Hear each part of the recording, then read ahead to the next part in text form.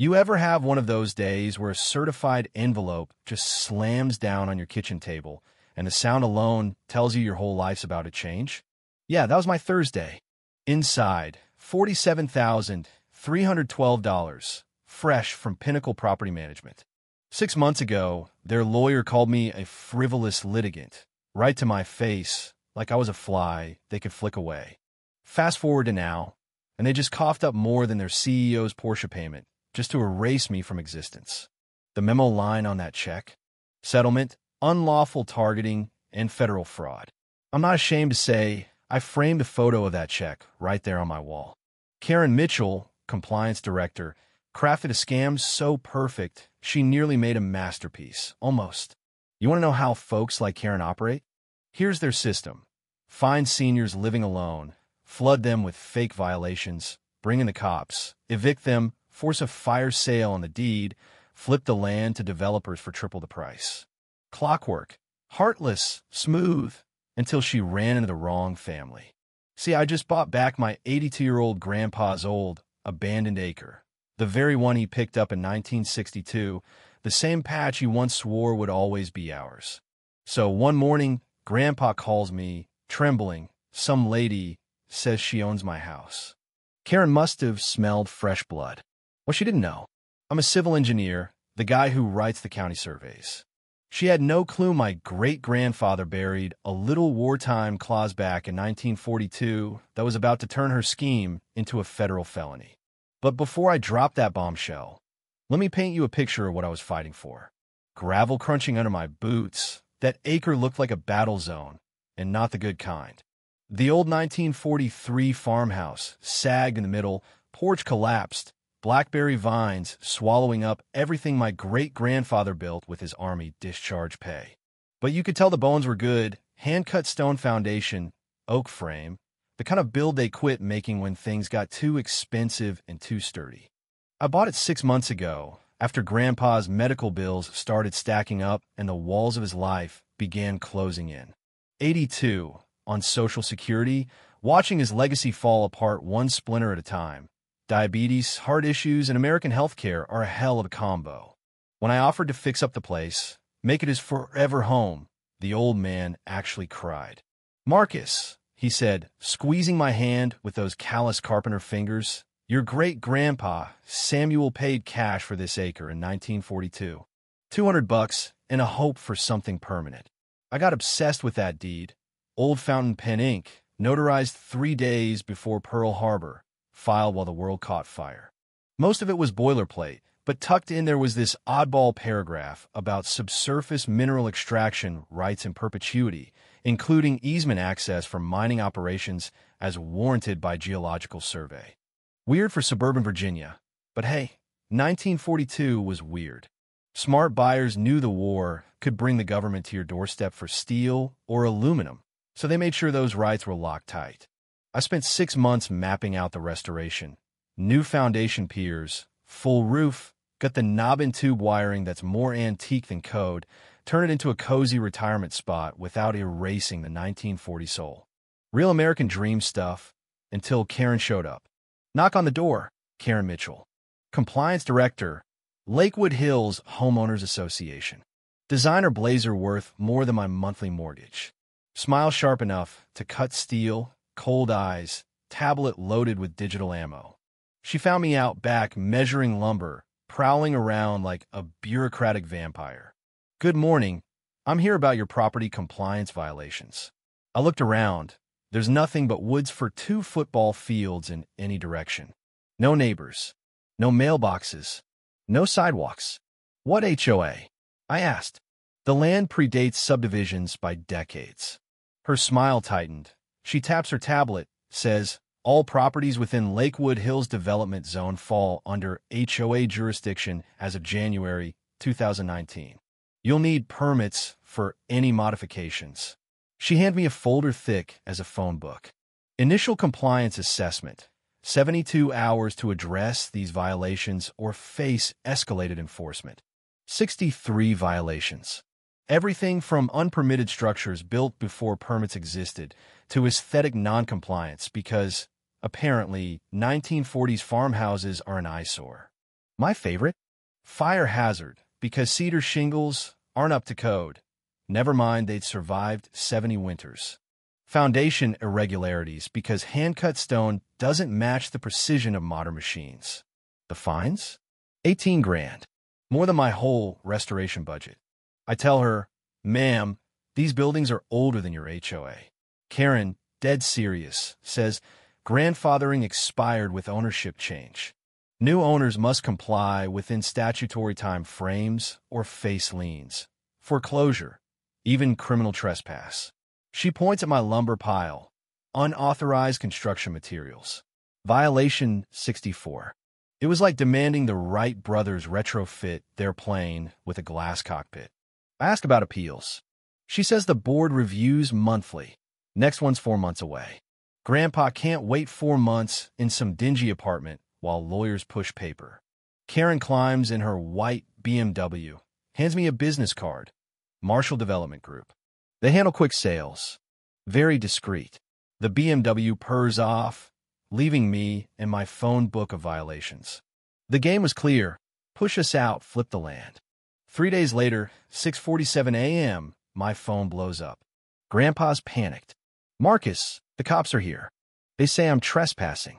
I throw on jeans, race over, 2 sheriff's cruisers in the driveway, Karen standing smug behind them, tablet in hand. Sir, we have a court order for immediate evacuation, says Deputy Rodriguez. Property owner failed to comply with safety codes. Structure deemed uninhabitable. Emergency injunction, signed at 5:30 a.m. This is insane, I yell. He's lived here 60 years. Karen chimes in, continued occupancy violates health and safety codes. We're required to protect elderly residents from hazardous conditions. Grandpa stands there in his robe, dignity crumbling. Where's he supposed to go? I ask. Not our jurisdiction, says Johnson, the other deputy. The order, I see, is filed by Lakewood Hills HOA, citing imminent structural collapse, fire hazard, unsafe foundation. The same one that outlasted hurricanes and earthquakes. Karen hands me a Sunset Manor-assisted living brochure. $4,800 a month, just enough to swallow the profit from a forced sale.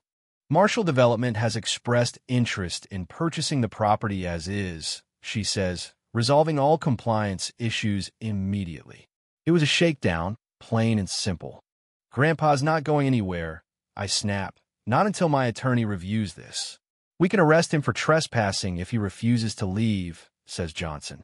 My 82-year-old grandfather, arrested in his own home. Karen checks her gold watch, says the moving truck comes at 10, assisted living by noon. She's already hired movers. It's not compliance, it's theft, dressed up in legalese. Grandpa shuffles down the steps. Maybe it's time, Marcus. Elena Rodriguez, my real estate attorney. Voicemail. Dorothy Dakota, County Records. Voicemail. Jake Morrison, the investigative journalist. He picks up. Jake, I need a favor. Fast. Suddenly, Karen's tablet isn't so scary when a reporter's voice is on speaker asking about emergency evictions. Jake shows up, camera rolling. He's been tracking this. 17 elderly homeowners, same violations, same assisted living, same white BMW in every driveway. He's got names, Mrs. Patterson, 78, kicked out, Mr.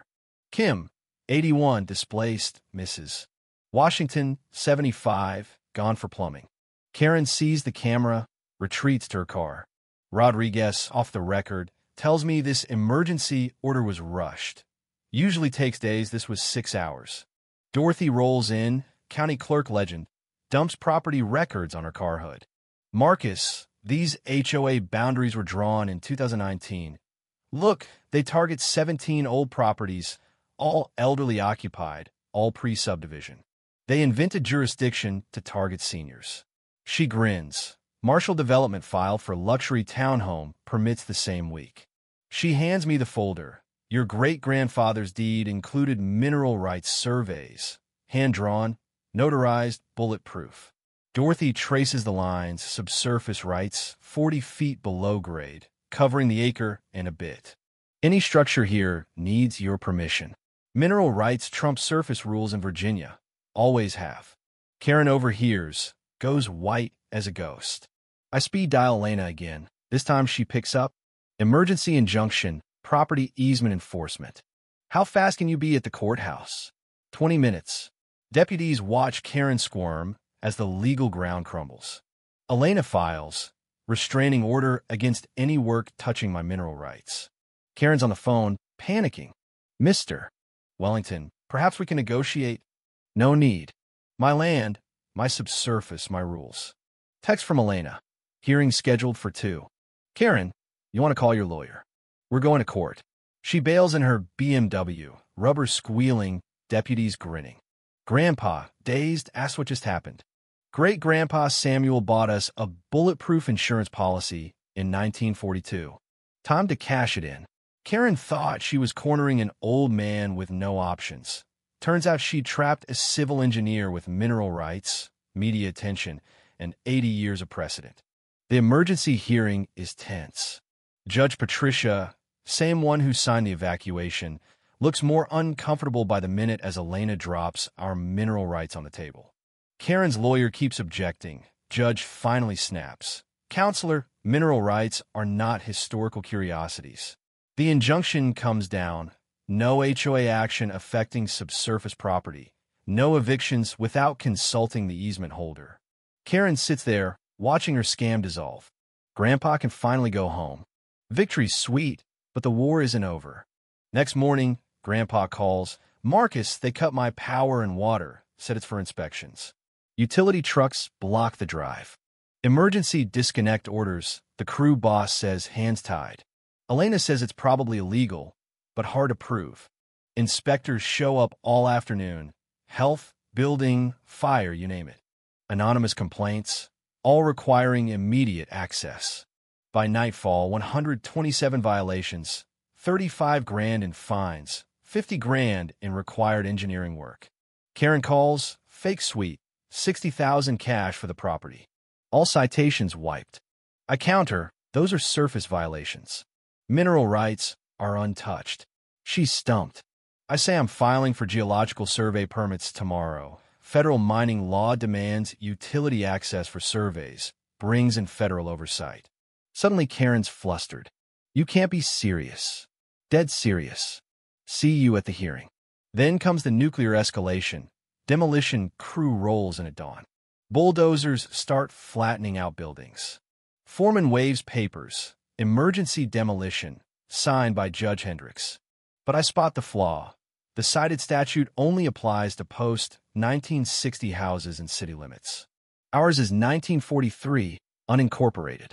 Davis, you're operating under the wrong law. He radios for instructions. Bulldozers freeze. Karen shows up with a bigwig, Thomas Marshall himself. He tries to threaten me. Fighting the system is expensive. I fire back. Tamper with mineral rights is a federal crime. Marshall bluffs. Property taxes could rise. Liens could pile up. Tax fraud against the elderly is a federal crime, too, I say. Marshall and Karen leave, rattled. Jake drops his article. Grandpa's photo goes viral. 82, pajamas, standing by bulldozer wreckage, holding the old deed. 50,000 shares by lunch. TV crew show up. Karen calls, desperate, will pay 80 grand. No deal, I say. State Attorney General's office gets involved. 43 properties, 6 counties, all elderly, same scam. Emails start coming from other victims. Elena calls, Justice Department wants everything. This is about to go RICO, the law they use on mobsters. Reddit, Twitter, Facebook explode. Donation pour rien. Grandpa's kitchen is stacked with letters and printouts from supporters. Marcus, people get it. They know this matters. Friday, Karen calls a surprise HOA meeting, packed with members who don't even own property. Dorothy shows up. She just bought a lot. Elena enters with Jake and 3 FBI agents. We're investigating elder abuse and civil rights violations, says Agent Patterson. The room clears out fast. Karen loses her seat. Emergency vote. Board replaced. FBI takes over. Courthouse in Richmond's a circus. Karen and Marshall flanked by a platoon of lawyers. Judge Thompson doesn't play. Elena presents recordings. Marshall and Karen. targeting elderly, bragging about easy marks, telling Karen to avoid families with lawyers or military backgrounds. The court erupts. More evidence. Payments for each eviction. FBI charges filed. The corporate empire crumbles. Judge orders $2.8 million in restitution, asset seizures, injunctions, federal criminal trials. Karen sobs. Marshall stares into the abyss. Outside, reporters hound them as FBI loads up boxes. So, restoration began. Grandpa back in his house. All fines erased, foundation rebuilt. Everything just how we planned. And the money? Sure, the check arrived, but the real win was Grandpa holding his deed, standing on family land that'd never be stolen again. Our fight started something bigger. Donations turned into the Wellington Legal Defense Fund, helping elders everywhere. Dorothy ran records. Elena led the lawyers. Jake made the story national. We stopped the next scam before it even got started. And you know what? Months later, Karen drives past sometimes, slows down, stares at the house full of volunteers and laughter. The condos they wanted became community gardens. Our biggest weapon wasn't law or money. It was neighbors sticking together, knowledge, and never backing down. So let me ask you, ever faced a system built to rob you blind? Share your story. Sometimes the only way to make sure justice lives on is to remind everyone that property rights aren't just words. They're promises passed down through every storm. And sometimes the best revenge isn't a big check. It's turning their scam into something so strong, they'll never dare try it again.